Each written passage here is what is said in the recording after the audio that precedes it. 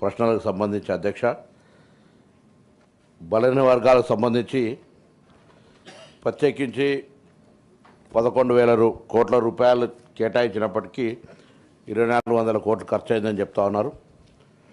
కొంత ఖర్చుకు సంబంధించిన విషయం లోపల ఇంకా ప్రభుత్వం వాటి యొక్క అమలుకు సంబంధించినటువంటిది జరగాల్సినటువంటి కార్యక్రమం జరుగుతూ ఉంది.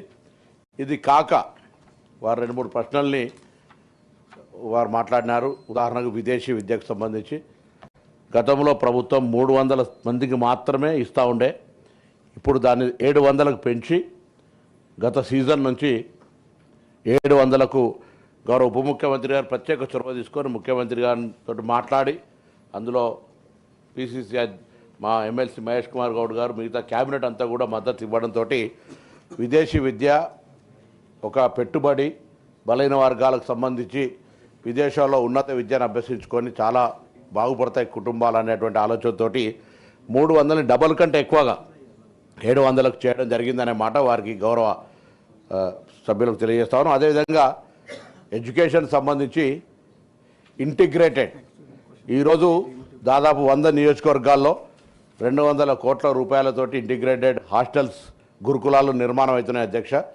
అందులో బ్యాక్వర్డ్ క్లాసుకు సంబంధించి కూడా ఒకటి, ఎస్సీ ఎస్టీ మైనార్టీకి ఒకటి.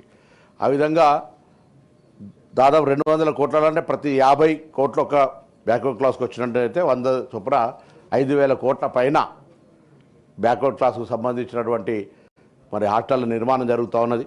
అదే కాక బీసీ కార్పొరేషన్లు కానీ బీసీ కులవృత్తులకు సంబంధించి వాస్తవంగా ప్రభుత్వం ఒక మంచి ప్రణాళిక తీసుకొని రాజీవ్ యువ వికాసం కింద ఒక కార్యక్రమాన్ని తీసుకున్నాం. కొన్ని కారణాల వల్ల దాని కొంత అప్లికేషన్ల ప్రక్రియ జరిగిన తర్వాత ఆగిన రాష్ట్ర వ్యాప్తంగా అన్ని జిల్లాల్లో ఆన్లైన్ అప్లికేషన్లు వచ్చినాయి. క్షేత్రస్థాయిలో వాటికి సంబంధించినటువంటి బ్యాక్వర్డ్ క్లాస్కు లాభం చేయాలి, న్యాయం చేయాలనే ఆలోచనతో ప్రభుత్వం చిత్తశుద్ధితో ఉన్నది. కొంత గత ప్రభుత్వాలకు సంబంధించినటువంటి ఆర్థిక సంక్షోభాన్ని నేను ఇప్పుడు మళ్ళీ అది కారణమని చెప్పడం లేదు, కానీ గతంలో వాళ్ళు 10 సంవత్సరాల్లో కూడా 2,400 కోట్లు చేరినటువంటి అంశాన్ని దృష్టిలో పెట్టుకోవాలి. వాళ్ళ 10 సంవత్సరాలు లెక్క తీస్తే మొత్తంగా చెప్పారు మేము కూడా చెప్పాలి, మనం కూడా చెప్పాలి. 10 సంవత్సరాల్లో చేయనటువంటి దాన్ని దృష్టిలో పెట్టుకొని అయినా మనం ఇంకా చేయాలి. నేను గౌరవ సభ్యునికి ధన్యవాదాలు తెలియజేస్తా ఉన్నా. మొన్న కూడా సభలో మనకు చర్చ వచ్చిన రోజు తప్పకుండా తమరికి విజ్ఞప్తి చేసినాం. గౌరవ కౌన్సిల్ చైర్మన్గా ఒకసారి అటు గౌరవ ఉప ముఖ్యమంత్రి గారు కూడా విజ్ఞప్తి చేసినాం. ప్రభుత్వం తరఫునే తొందరలోనే ఒక బలహీన వర్గాల ప్రజాప్రతినిధులు సమావేశం ఏర్పాటు చేసి అందులో తీసుకోవాల్సినటువంటి చర్యలు, కేటాయించబడ్డ బడ్జెటు, ఖర్చు అవుతున్నటువంటి పద్ధతి, ఇంకా ఖర్చు చేయాల్సిన అవసరాలు, ఇంకా తీసుకోవాల్సినటువంటి కార్యాచరణకు సంబంధించి తప్పకుండా ఒక ప్రణాళిక తీసుకుంటాం. నేను మళ్ళొకసారి కూడా చెప్తా ఉన్నా, నేను ఒక బేసికల్లీ కాంగ్రెస్ పార్టీ సామాజిక న్యాయానికి ఛాంపియన్. సామాజిక న్యాయానికి సంబంధించినటువంటి విధానం ప్రభుత్వంలో ఇంక్లూజివ్నెస్గా మాది పార్ట్ ఆఫ్ పార్షల్గా మేము తీసుకొని పోతాం. ఎక్కడ కూడా ఇబ్బంది కలిగేటువంటి పరిస్థితి, బ్యాక్వర్డ్ క్లాస్కు అన్యాయం జరిగేటువంటి పరిస్థితి రానివ్వం. మా ప్రభుత్వంలో ఉన్న పెద్దలందరూ కూడా సానుకూలంగా అటువంటి అంశం తీసుకెళ్ళినప్పుడు అలా పాజిటివ్గా రెస్పాన్స్ అవుతారు. కళ్యాణ లక్ష్మికి సంబంధించి చెప్తా ఉన్నాం. మేము కళ్యాణ లక్ష్మిని కూడా అనేక సందర్భాల్లో మేము ప్రభుత్వం తరఫున 0 కేసు, అంటే పెళ్లి చేసుకొని అప్లికేషన్ వచ్చిందంటే అది బడ్జెట్లో కేటాయిస్తే పెళ్లి చేసుకోకపోతే కూడా పైసలు ఇచ్చే కేసు, అది స్కీమ్ కాదు అధ్యక్ష. మీ దగ్గర కూడా గౌరవ శాసనసభ్యులు సంతకాలు పెట్టి పంపిన తర్వాత 1 నిమిషం కూడా ఆలస్యం లేకుండా, పెండింగ్ అనేది లేకుండా కళ్యాణ లక్ష్మి గ్రీన్ ఛానల్ ద్వారా పేమెంట్ జరుగుతుంది అధ్యక్ష. నేను మొన్న కూడా మా అధికారులు వచ్చి కొంత అప్లికేషన్ ప్రాసెస్లో జిల్లా అధికారులు నేను మీ ద్వారా కూడా కోరుతాను. గౌరవ ఉప ముఖ్యమంత్రి గారు ఇక్కడే వేదిక సభలో ఉన్నారు. జిల్లా యంత్రాంగం కొంత ప్రతిపాదనలు పంపడంలో ఏమైనా జాప్యం జరుగుతుండొచ్చు.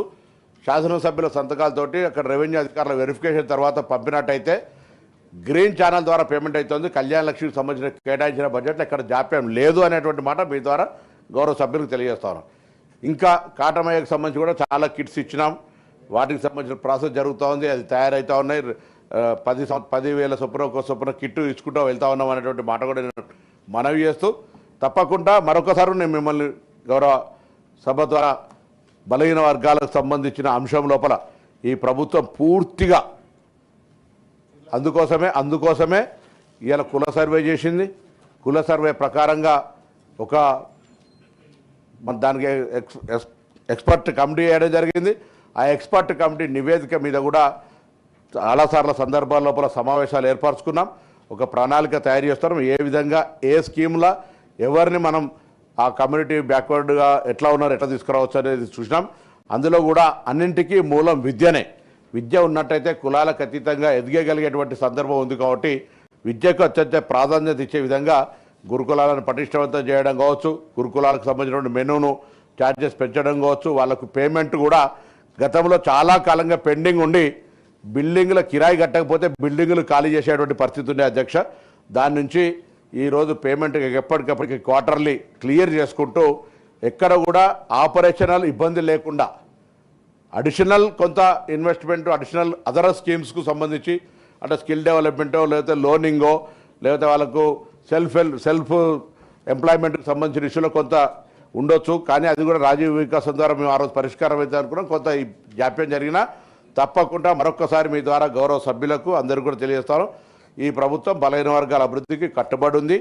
దానికి సంబంధించి త్వరలోనే ఒక బలహీన వర్గాల ప్రజల సమావేశం ఏర్పాటు చేస్తాం. ప్రభుత్వం పక్షాన తప్పకుండా ఒక దిశానిర్దేశం తీసుకొని భవిష్యత్తు కార్యాచరణ తీసుకొని దానికి అనుగుణంగా